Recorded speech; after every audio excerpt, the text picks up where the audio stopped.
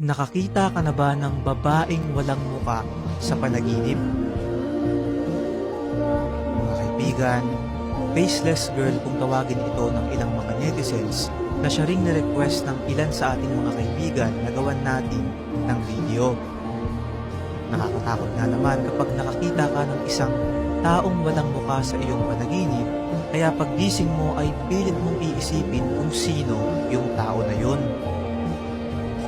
Ayon sa Dreams Encyclopedia, kapag nakakita ka raw ng babaeng walang mukha sa panaginip, ang ibig sabihin nito ay sa tunay na buhay, hindi ka masyadong nabibigyang pansin ng mga tao sa iyong paligid o hindi ka nila masyadong nabibigyang halaga.